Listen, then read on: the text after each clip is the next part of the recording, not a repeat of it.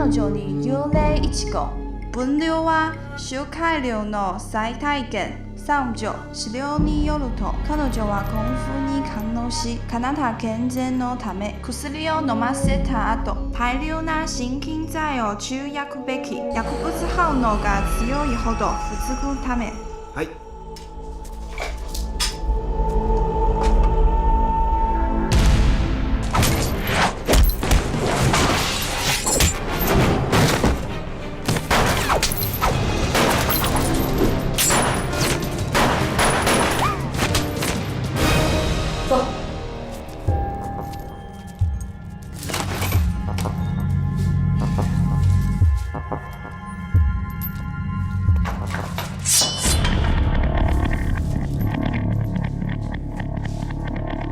让他们让开！都け。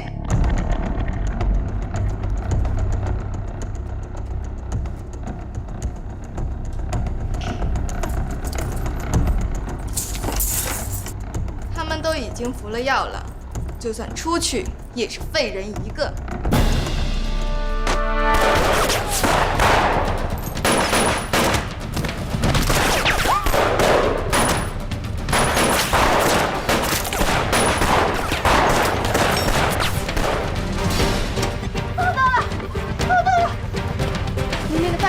你们赶紧支援！给我站着！快，都站着！都站着！快点，快点！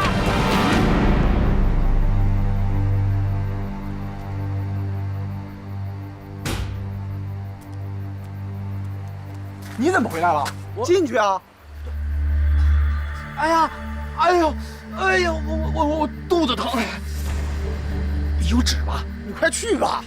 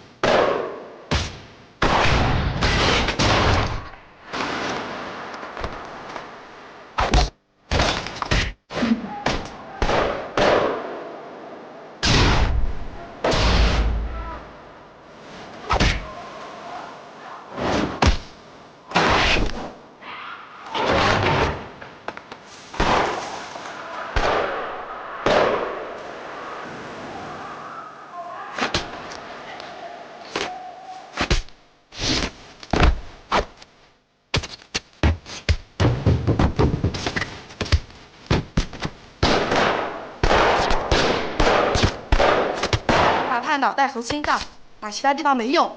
他的痛觉中枢跟他的神经通路已经被破坏了，感觉不到疼痛，必须打死他才行。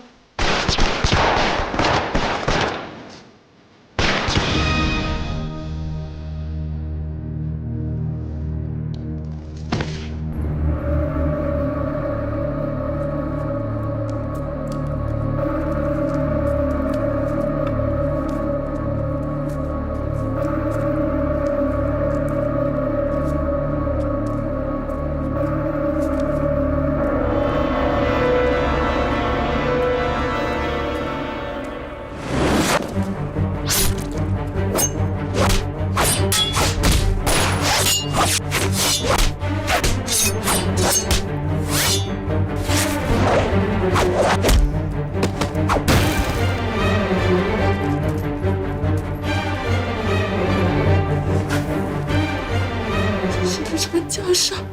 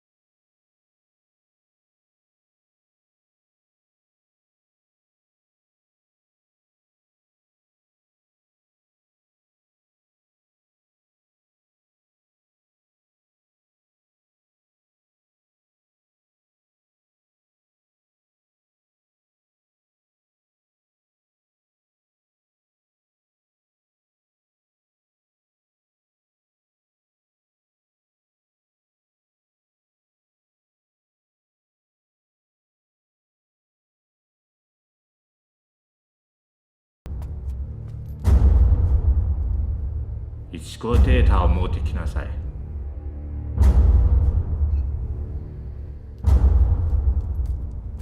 先生、行きましょう。行きましょう。知道。谢谢拿司令。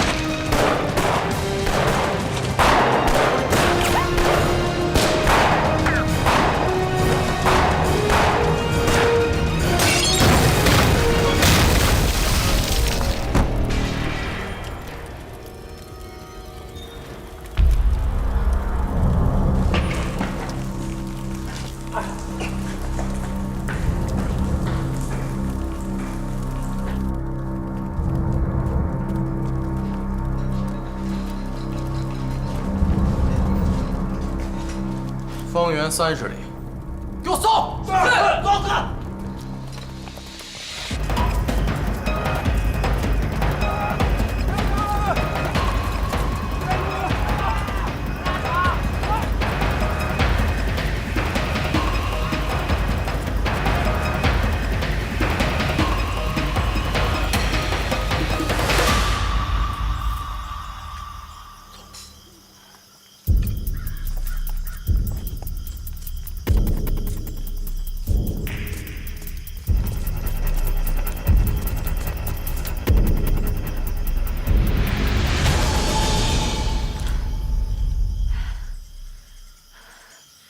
终于甩掉那些猪尾巴了。看样子，他们应该追不上来了。你怎么会？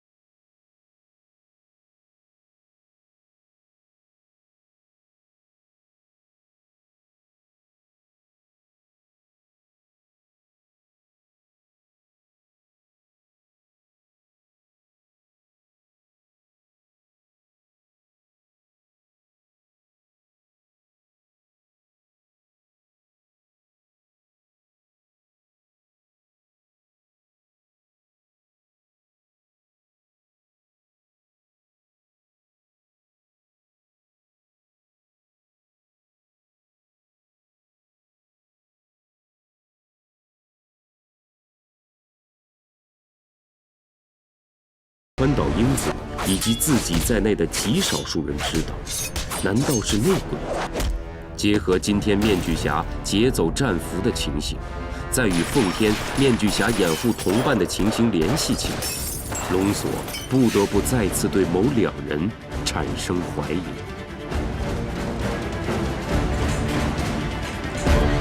报告队长，方圆30里都已经搜查过了，没有发现可疑人员。滚！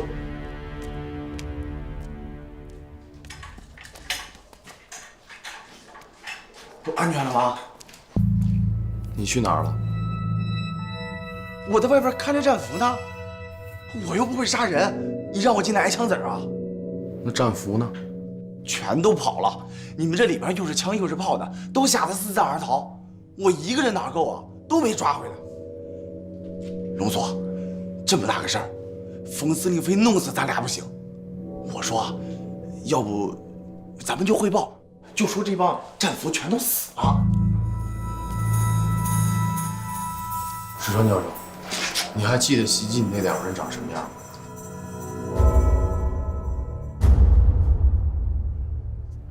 安定性。ポイントは安定性。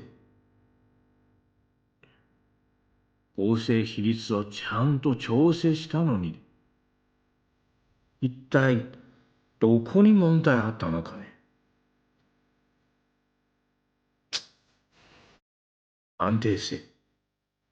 ポイントはやっぱり安定性だ。完了，吓傻了！龙佐，你赶紧想想怎么跟冯司令还有川岛阁家汇报这件事儿吧。你真想让你脑袋上多一个大窟窿？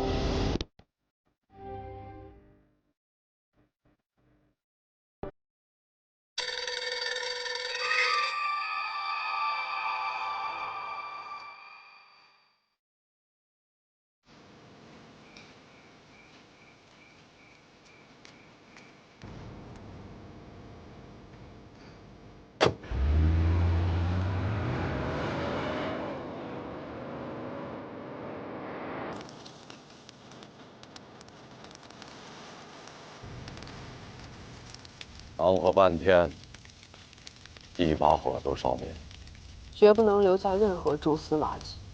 标本全死光了。石川教授需要新的实验室，什么时候？越快越好，隐秘、安全。这我知道。关键是，你们研制的这个幽灵1号药效到底如何？标本为什么全部暴动，死的一个不剩？还剩下一个，剩下了一个。老子花了这么多银子，这剩下一个。龙索呢？他不是负责这次押运吗？出了这么大的乱子，老子一枪毙了他。我让他护送石川教授和标本先行离开了。龙索固然有责任，可罪魁祸首却不是他。暴动恰恰证明了标本战斗力的强大，这是石川教授的成功，也是幽灵计划的成功。不管怎么着，你倒是有话说呀。药物的研制难免会有牺牲，无论是人力还是财力。不过司令放心，下一步石川教授会继续加强药物的稳定性，司令的光复大计指日可待。最好如此。替他人做嫁衣的事情，我疯豹子从来没干过。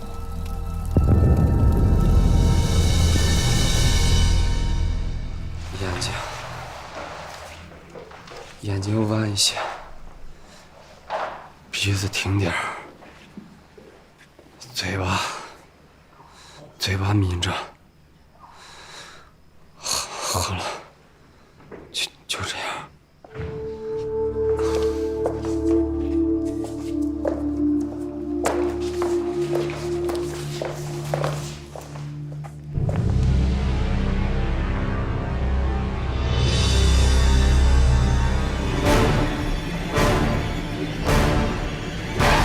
你确定这就是冒充033号木头的闯入者？是，我确定是他。药，快把药给我，快给我药！快快给我药！是时候跟他算一笔总账。金雪瑶，千真万确，金雪瑶就是水寒冰，是革命党。上次在丰满堂购药的时候，我就看出来他的动静不对，他的目标似乎一直都在石川教授的身上。他有可能已经开始注意到我们的实验了，他不惜让水如烟活活送死都不肯暴露自己的身份，说不定就是为了寻找实验的相关证据。冯司令，这一次我们必须将他拿下，请您立刻派兵同我前去抓捕。你立刻带人去。甭给我惹祸，对他客气点。知道了。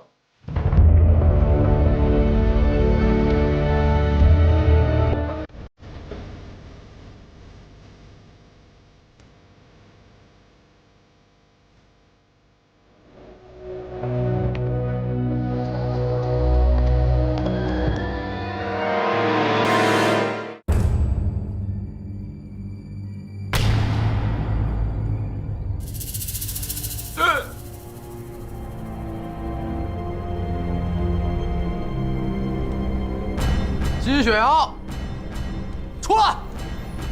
龙队长，直接冲进去。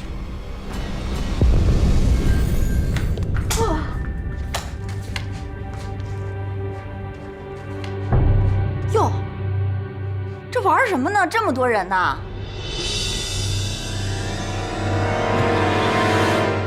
哎，你们把枪都放下，把枪都放下！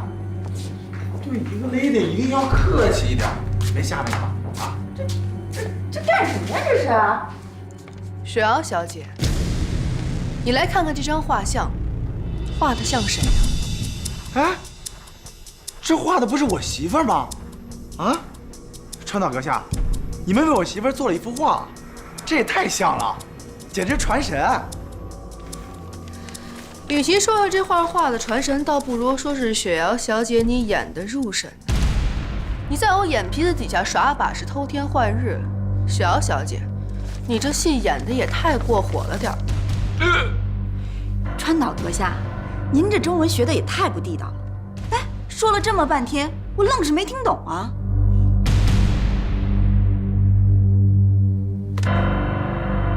拿着。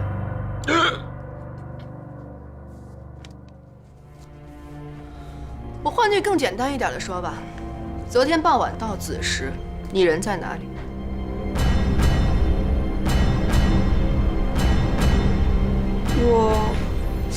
我在屋里啊。不对吧，雪瑶小姐？我看你应该是在和平医院。那是你认为的，实际上我就在屋里，我在默戏呢，困了就睡了。哎，是你们来的时候才把我吵醒的。你们这大晚上来是没事找事儿吧？撒谎！对，雪瑶小姐，昨天晚上你一直没有在房间里。于晴，你想好了再说话。他说的没错，金雪瑶确实不在房间。那个好玩了。昨天在和平医院门口，我俩遇见了，然后相公就带着你进去，结果你一个晚上都没回来。夜里我还让雨晴去给你送参茶，你还是没有回来，说什么默戏的鬼话，唬谁呀？这下你还有什么好说的呀，雪瑶小姐？侄媳妇儿，我就奇怪了，自从我进了封家，你就天天跟我作对。哎，你到底是哪根筋搭错了呀？就算你要除掉我这个眼中钉，也不用演这么烂的一出吧？分明是你在说假话，我们家小姐说的句句属实，我都可以作证。废话，你不帮她能帮我呀？对了，雨晴，你好像是有前科的，你凭什么作证啊？雪瑶小姐，我看你还是跟我走一趟吧。只要你能够跟我说清楚昨天傍晚你在干些什么，我保证对你以礼相待。可是你要是说不出来个因为所以，那就不要怪我对你不客气。我的这番中国话你听明白了吗？带走。等等！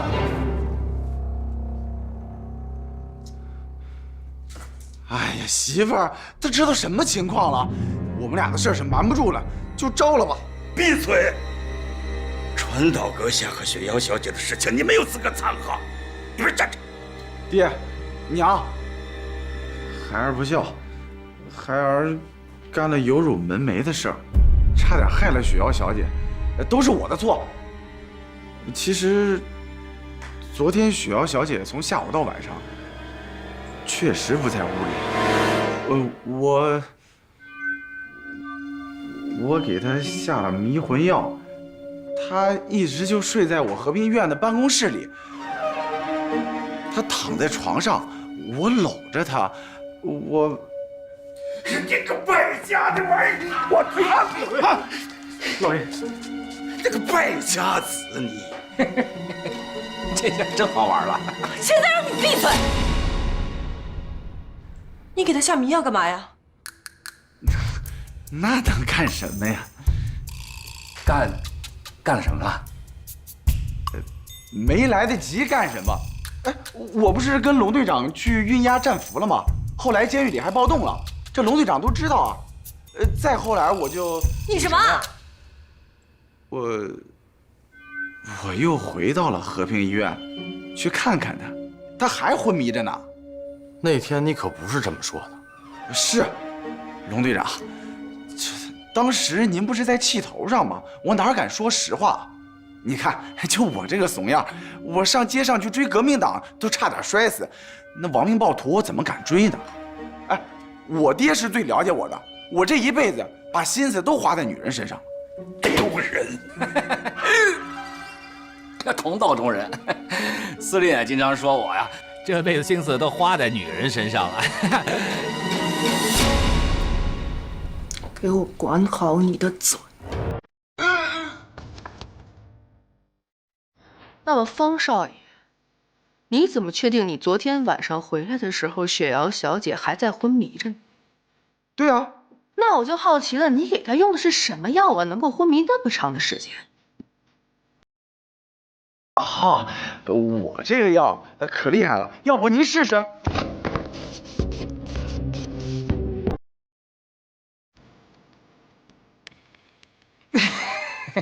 没事儿。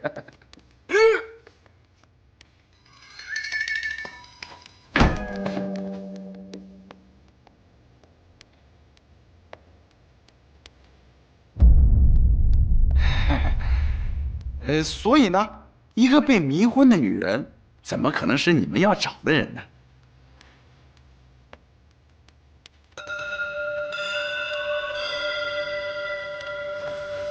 小姐，混蛋，你还不快把你的媳妇儿追回来！爹，我媳妇儿不是在这儿吗？行啦，我要睡觉。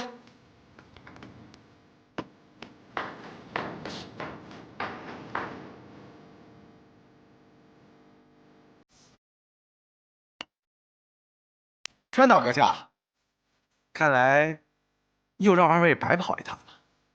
后会有期，风少爷。不送。把地下那个王八蛋给我拖走。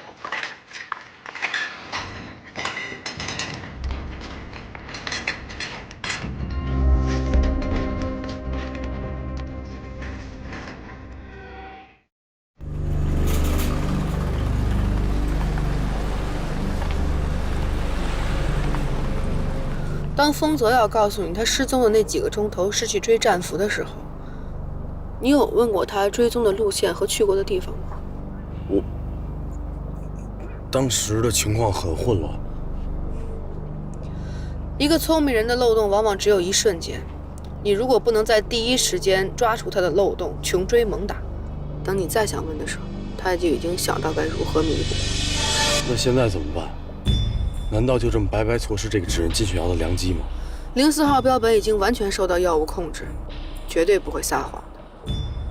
所以说，潜进牢房的人一定是金雪瑶，或者说，是化身为金雪瑶的水寒冰。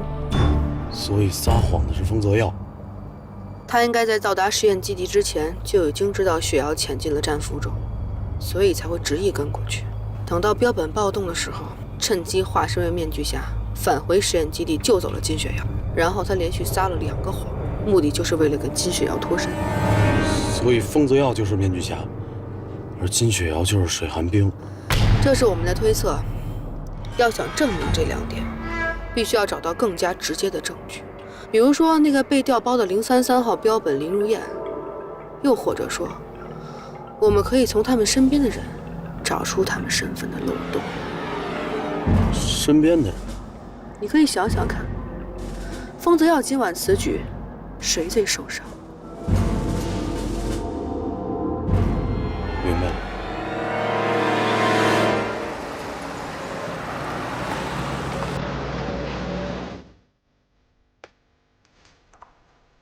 小姐，买酒去。小姐，你别喝了，你再这么喝下去，明天会更难受的。你也不听我的话了是吗？雨晴，我想喝酒。啊，好吧。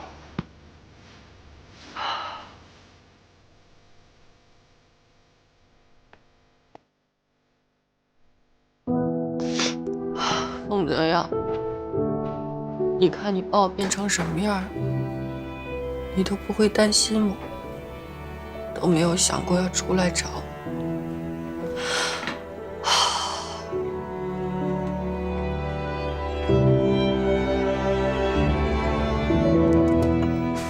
相公，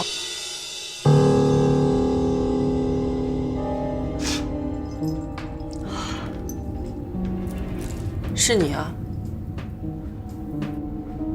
你怎么会在这儿？今天任务搞砸了，被我爹骂了，是不是？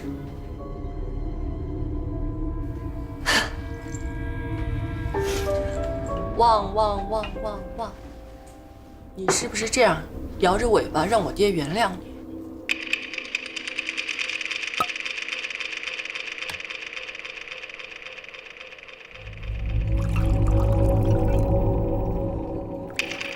同是天涯沦落人，这杯酒，我请你。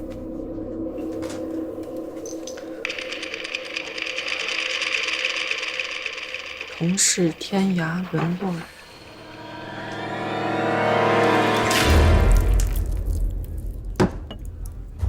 谁跟你同是天涯沦落人？我，冯玉玲，冯国辉的女儿，冯家少奶奶。你是什么东西？你是卖友求荣的3姓家奴，你是我爹养在身边的一条狗。怎么了？今天在封家没讨着便宜，想在我这儿讨着，是吧？不是，封少奶奶，我就是看不惯封少爷欺负你。欺负我怎么了？欺负我他也是我相公，轮不着你来指手画脚。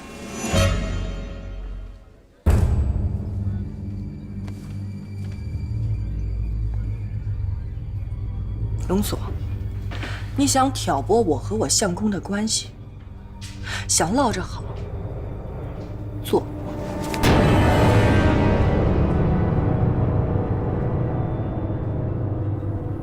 不服气是吧？不服气你倒是争点气呀！为什么要加入辫子军？因为你害怕，你怕死。龙锁，我告诉你，这辈子你就是奴才的命。永远被我爹踩在脚底下。放开！放开！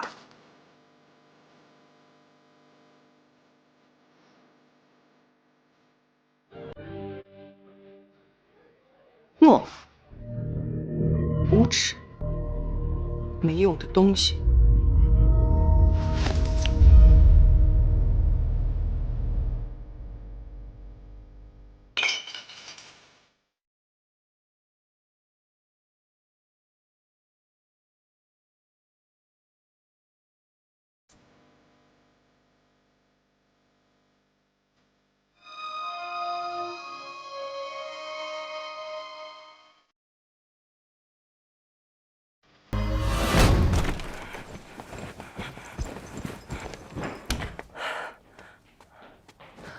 今天晚上的事儿不许跟任何人说，听到没有？小姐，龙锁他这么对你，你都能原谅他，你不会是喜欢他吧？放屁！我喜欢他，我喜欢他死！哼！我是怕相公听到什么风声，我不想给他任何休了我的机会。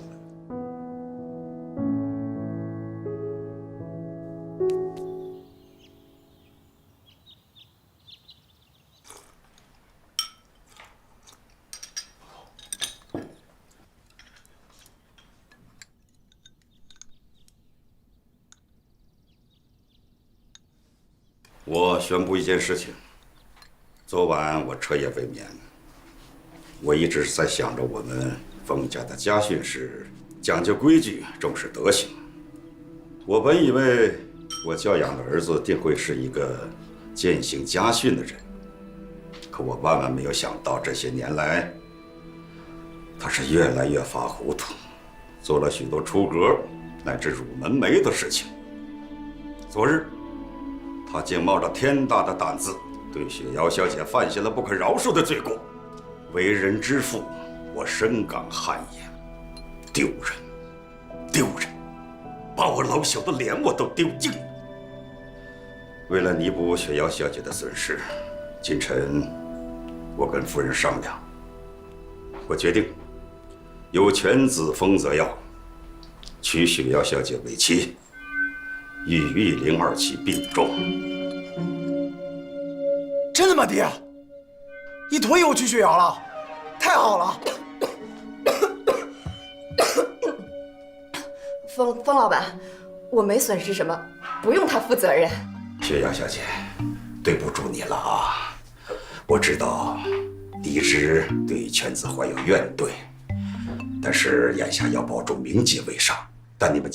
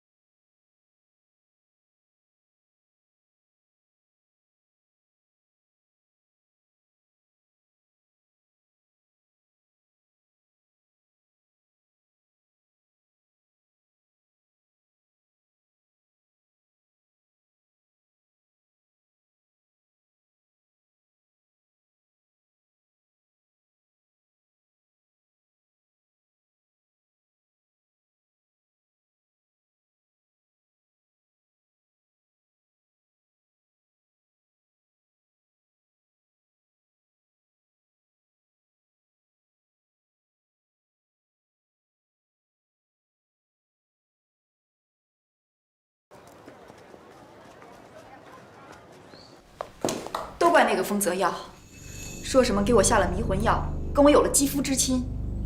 丰老爷是个守旧之人，偏要让他娶我，我也没有办法，已经给金王爷去了信，让金王爷出面拒绝他。丰泽耀口不择言固然讨厌，可也多亏了他这番话，才打发掉了川岛英子和龙锁。他为什么要帮你？说实话，我也很纳闷儿。唯一合理的解释就是他把我当成水寒冰了，他要英雄救美。那你想过没有，那段时间他究竟干嘛去了？按他所说，他去追战俘了。他已经被他另外一个谎言给推翻了，所以那个理由可能是真的，可能真的是假的。那依您所看，他去干什么了呢？上一次你去奉天，他也去了。这一次又帮你做时间上的证人。面具侠曾经说过，他是为了一个女人才戴上面具的。水寒冰这个女人，同样也是丰泽耀心头永远的伤。这些，也不单单是把这些组合起来看。我不敢肯定地说，丰泽耀那天究竟干嘛去了？但是我总觉得丰泽耀不像他表现的那么简单，你要留意他。韩明，还有，林科那边就实验基地的实验情况写一份详细报告上来，包括地理位置、规模、内部设施，还有实验进程。其他的都不是问题，但是具体位置，那天我去的时候被蒙上了眼睛，回来的时候是天黑，还有人在追踪，一路上跌跌撞撞的，恐怕现在回忆起来。我明白，就些你记得的，剩下的慢慢补充，尽力而为嘛。好。告诉你们，雪瑶小姐得了花柳病。花柳病知不知道？都知道吧？对，是很脏很脏的，会传染，还会死人的。所以等一会儿她来了，真的要跑远一点啊，知不知道？哎，大家忙着呢。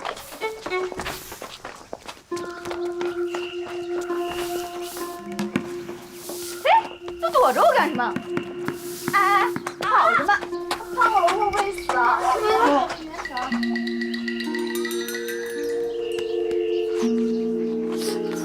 你这是干什么你啊？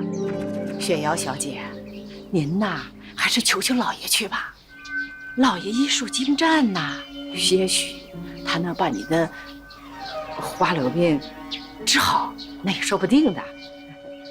什么花柳病啊？谁有花柳病？不说你有花柳病吗？谁说我有花柳病？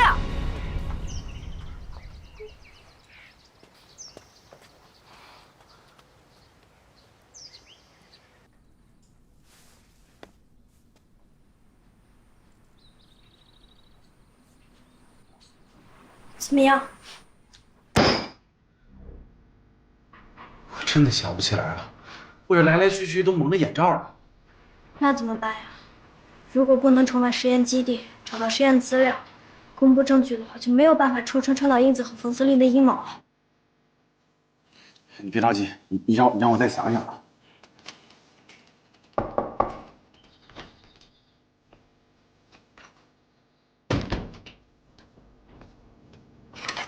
是爱情。这茶是少奶奶让送的，少奶奶人其实错了。啊，放这儿，你走。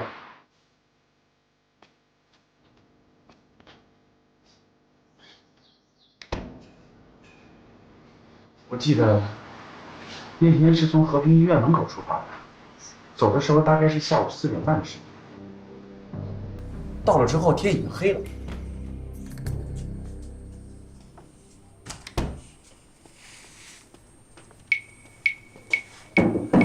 少爷，这是少奶奶亲手栽培的君子兰，放您这儿了。放我这儿干什么呀？见花如见人，放您这儿啊，你就多看少奶奶一眼。少奶奶人呀特别好。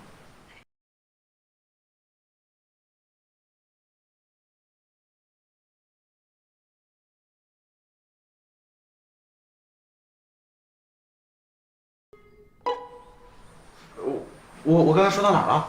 你说你到那时已经天黑了。哦，对。天黑之后，大概过了半个小时，上泉院又出现了。如果按这样来推算的话，我到达那个地点，应该是傍晚6点钟左右。也就是说，从和平医院到实验基地的路程差不多是1个半小时。如果卡车以每小时50公里的速度来计算的话，那么，少爷，算了。这是不是少奶奶让送的？是。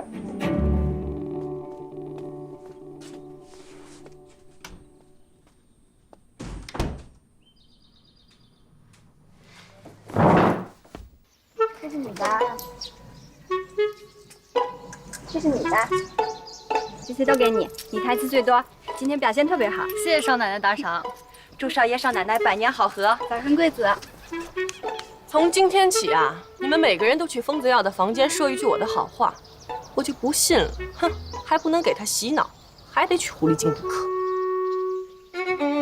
相哥，你终于肯来找我了。都站着干什么？没活干啊？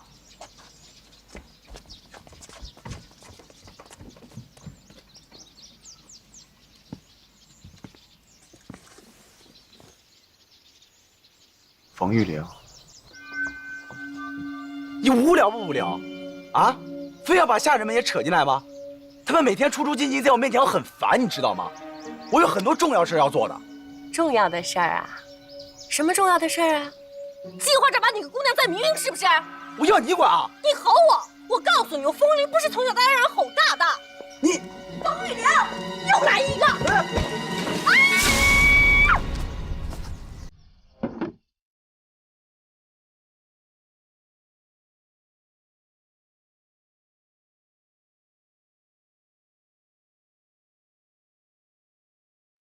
雨晴，这是什么？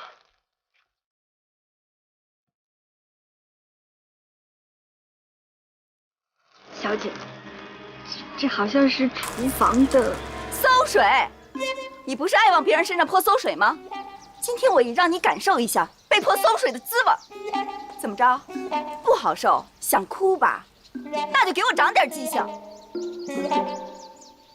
还有你，别以为本姑娘天天笑呵呵的就好欺负，以后再让我发现你们乱嚼舌根，满清10大酷刑伺候，不信你们就试试。媳妇儿，这日子没法过了。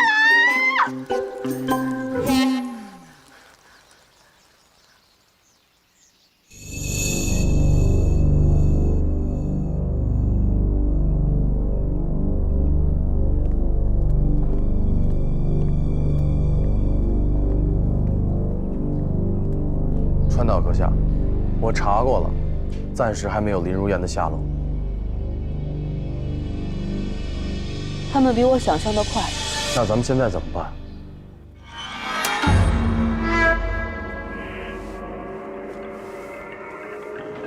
新的实验基地正在改建，在此之前，咱们必须尽快找到证据，证实雪瑶的身份，并且揪出那个如影随形的面具侠，彻底解除后顾之忧。那我派人去跟踪冯子耀和金雪瑶。要想让他们露出马脚，派人跟踪是没有用的。你要让他们窝里斗，自乱阵脚，这样我们才有机可乘啊。龙所愿听川岛阁下差遣。今天晚上让他们过来一趟。是。经过苗河谷的提点，静下心来的水寒冰兀自泛着嘀咕：那个身手矫健、英勇不凡，每当危难关头必定出手相助的面具侠，怎么能跟丰泽耀这个孱弱少爷相提并论？但似乎又有什么不对。那天晚上，面具侠离开他后，留下了一枚指南针。这东西在滨江县普通人手上并不多见，倒是丰泽耀确实常爱捯饬这类机械物品。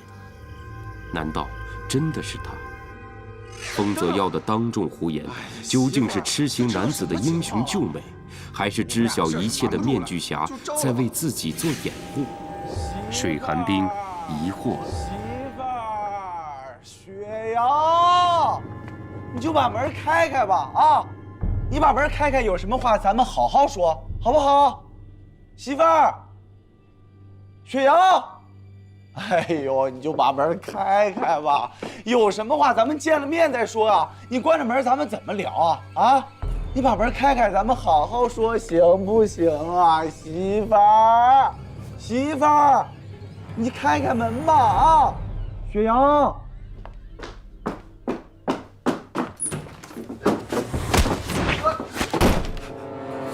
媳妇儿，你怎么这么大火啊？是不是冯玉玲把你给气着了？哎呦，算了，你把他气的也够呛，就算扯平了吧，啊！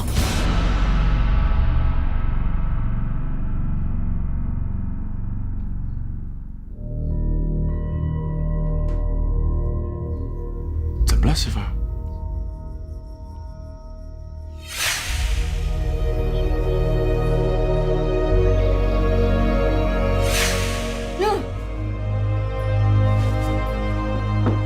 怎么了，媳妇儿？怎么了，媳妇儿？你是哪儿不舒服吗？啊？你说话呀！不可能，不可能，绝对不可能！什么不可能啊？说呀，你别老说半截话。哎，你可急死我了！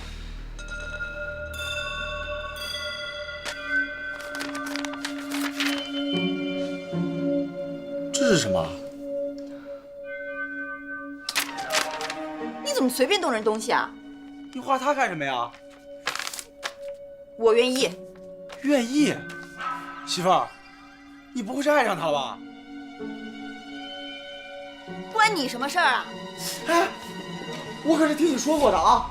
你说哪次跟他再见面了，一定要好好教训他一顿。现在怎么了？你们见面了，你没教训他，反而爱上他了。他人怎么样？有我对你好吗？闭上你的嘴，丰泽耀，别拿你自个儿跟他比。哟，这哪儿跟哪儿啊？你又开始护上他了。我跟他比怎么了啊？我是谁呀？我是丰满堂堂的大少爷，我是辫子军布管处的处长。但是啊，咱抛开我个人的这些优越条件，我就比一颗真心。我不比他强太多了。你还好意思说真心？你要是对我真有一颗真心的话，你会说那些话吗？我说哪些话了？我给他下了迷魂药，他晕倒在我和平医院的办公室里，他躺在我的床上，躺在我的怀里。我呸！你个臭流氓！那我不是为了帮你吗？帮我？你为什么要帮我？别再说我是你媳妇儿这种废话！我告诉你，我是金雪瑶，不是水寒冰。丰泽耀，如果不是因为这张脸，那天晚上你会做什么？回答我！我从没想过你不是。如果你真的不是他，我也不知道我会不会撒那个谎。可是那天，你被川岛英子和龙所带走的时候，我真的看不下去。军部监狱我是见过什么样的，我不想你受半点罪。说到底，还是因为水寒冰，不是吗？我想救的是你，我不是他。你是。那天你把我催眠了，对吧？之后你去哪儿了？那天你还消失了几个小时呢，你去哪儿了呀？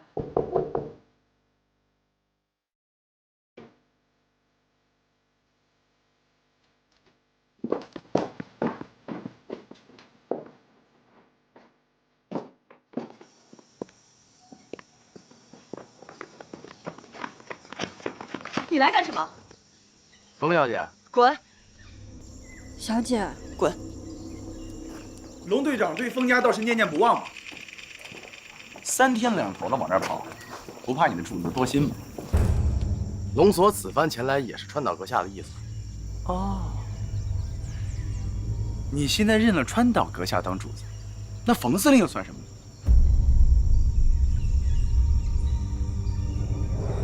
川岛阁下为那天深夜打扰之事，特命龙所前来道歉，并且邀请雪瑶小姐和风少爷去府上一聚，以示前嫌。我们俩？为什么是他俩，不是我？龙所也是奉命行事，还望二位赏个面子，行个方便。有什么事儿呢，到府上和川岛阁下聊过之后，一切便明晰了。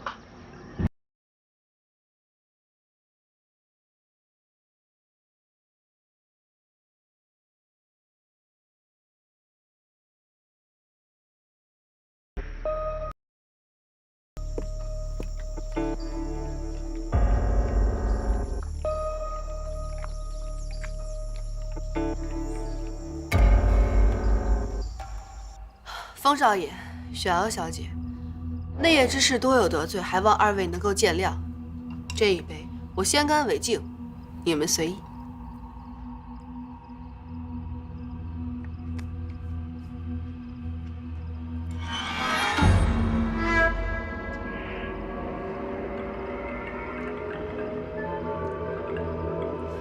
风少爷的酒量我是知道的，能为了雪瑶小姐喝得如此干脆，实在是难得。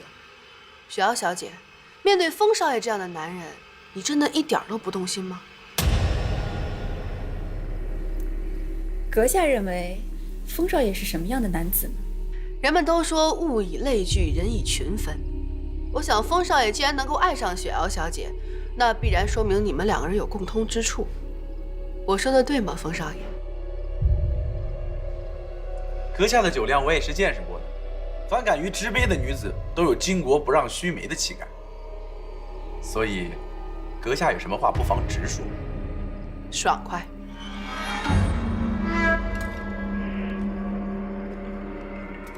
这里面有2份文件，一份是小林商会向丰满堂续订曼陀罗花粉的合同，订单和之前相比增加20%。增加20%。对，希望借此订单能让2位看到我与丰满堂长期合作的诚意，以及我对2位的弥补。那另一份文件是什么？这另一份文件，就是当初被雪瑶小姐撕毁的股权转让协议。作为购买合同的补充，希望风少爷能够说服令尊一道接受。然后呢？小林商会将推举风少爷取代令尊，成为丰满堂新的主事人。那你图什么？金王爷图什么，我就图什么。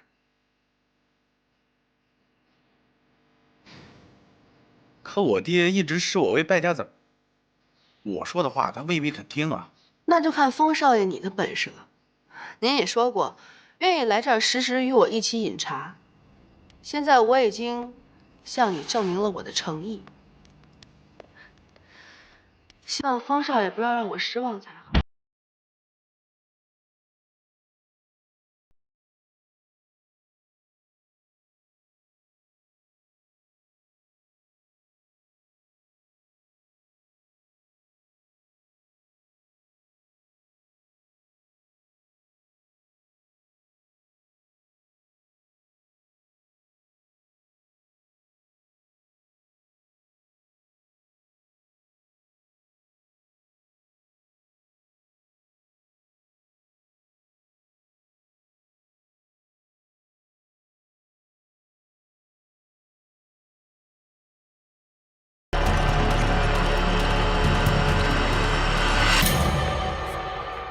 川岛英子出招了，他对丰满堂志在必得。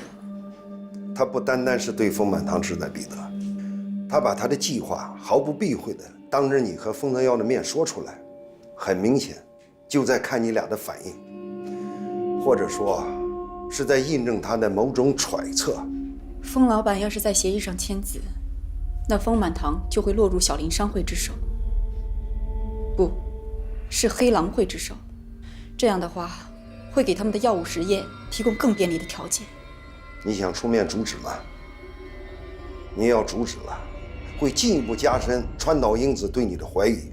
更糟糕的是，为了戳穿你的身份，他可能随时对你采取断然行动。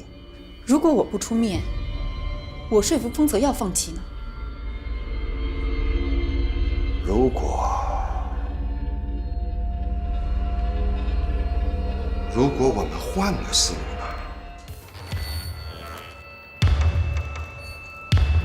换个思路，把他们关在丰满堂外面，他们永远在暗处。如果让他们进入丰满堂，他们就有可能在我们的眼皮子底下，关灯不见鬼，开灯才好抓。你说呢？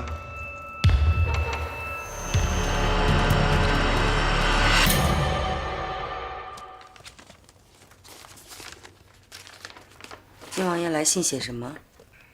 儿女婚事一切随缘。随缘？那是不怪咱们。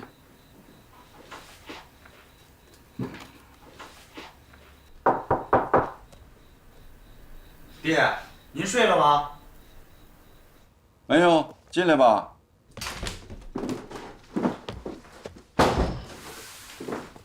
爹啊，娘，去哪儿了？这么晚？哦，川岛阁下请我和雪瑶过晚一叙。看来我真是管不住你了。爹，是好事儿。跟日本人打交道还有好事儿？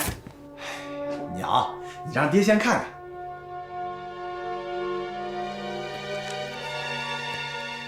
他们加订了20%的曼陀罗花粉订单，而且一订就是3年。爹，这可是笔大买卖啊！说吧，什么附加条件？没有，没有，真的，爹。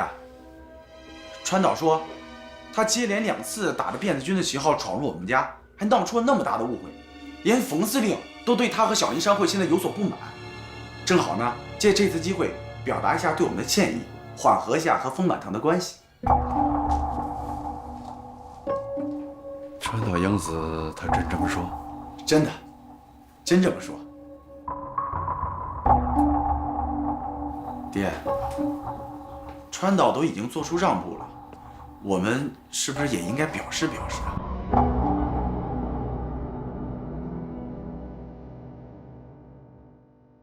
我就想自己为丰满堂做一件事儿，证明我不是一个吃白饭的。您就信我一次，就当是帮我一次，行不行？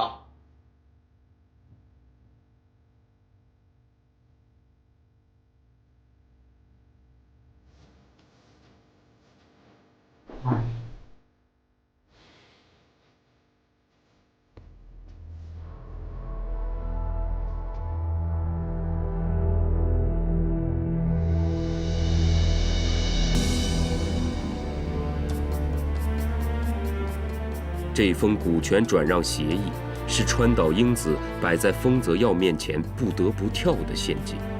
如果拒绝，就说明丰泽耀此前借故接近川岛的理由是假的。虽明知川岛觊觎丰满堂背后的真实目的，丰泽耀却不得不配合将戏演下去。这是一场冒险，丰泽耀决意将计就计，如此也可让父亲远离是非之地，由自己扛起保卫丰满堂的重任。同时，他也还心存着一丝侥幸，毕竟有一个人，说不定可以制止自己，助他保住丰满堂。小林商会的这纸协议合同，对于我们丰满堂来说是至关重要的啊，它有助于进一步的提升我们丰满堂的知名度和影响力啊！对于我们丰满堂来说，全体鼓掌，欢迎川岛阁下莅临。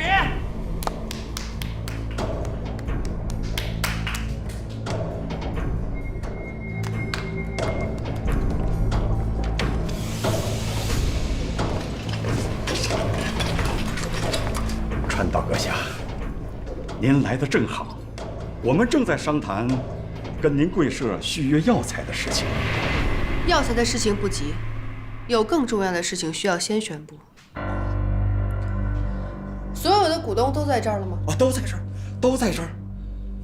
阁下，您有什么要紧的事情宣布啊？别急，这件事儿得令郎出来宣布。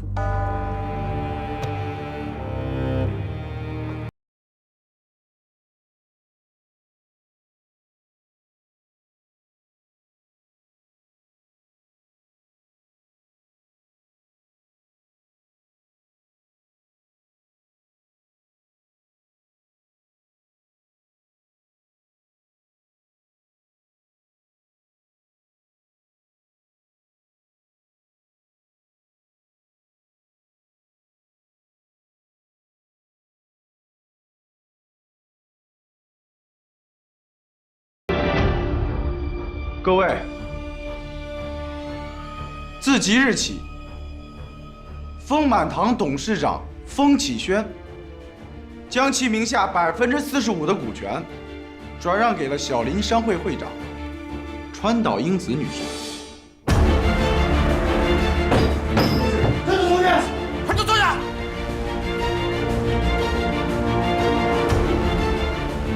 小兔崽子，你再说一遍。你再说一遍，我没听清，我真的没听清。我什么时候提出转让了？昨晚吗？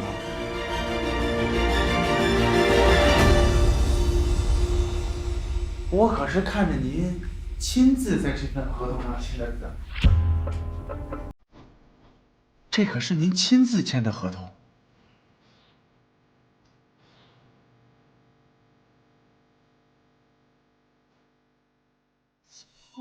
我签的是药材合同，我没有签什么股权转让协议，这我没有签啊！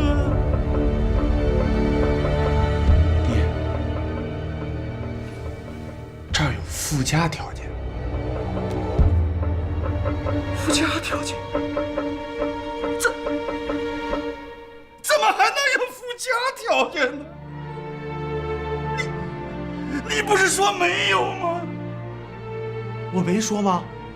你没说呀！我怎么不记得了？爹，您看，这合同上白纸黑字写的可是清清楚楚。您要是没看见，只能怪您自个儿疏忽。再说了，这字儿都签了，合同已经生效了，也就是说，从现在起，您已经不是丰满堂最大的股东。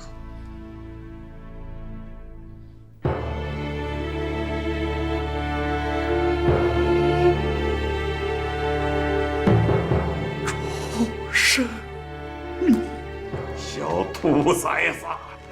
你小兔崽子！你伙同外人一块欺负我！你在治我！你小兔崽子！小兔崽子！小兔崽子！你！爹，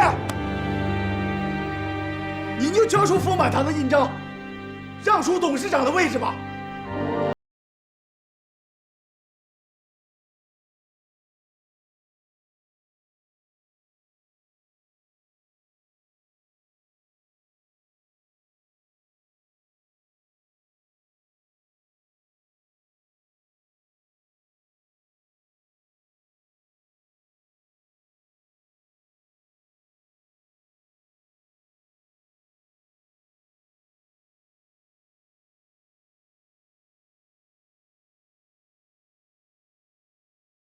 便是定局。丰泽耀望向人群，但他期待的身影并没有站出来。此时的丰泽耀，在众人眼中成为了名副其实的逆子。他满怀失落，却佯装无事，向川岛英子交出了丰满堂。他所不知的是，眼下看似失败的一切，其实正朝向苗河谷与水寒冰的计划顺利进行着。爹，一切都是儿子的错。您醒过来吧，你醒过来狠狠地打我一顿。爹，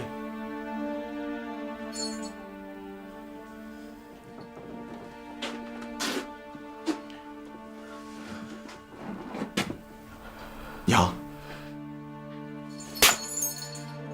丰满堂的一切，丰家的一切，将来哪样不是你的？你为什么不能再等等？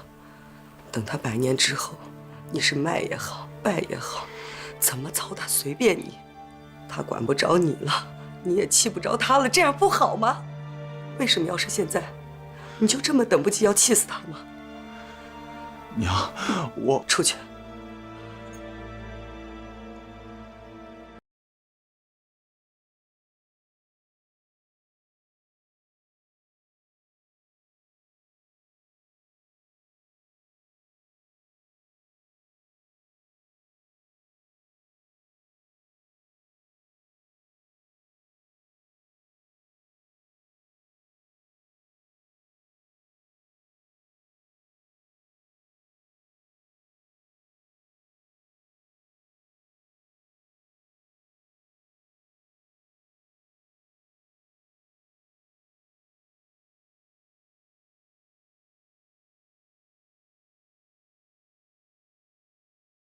造了什么业呀？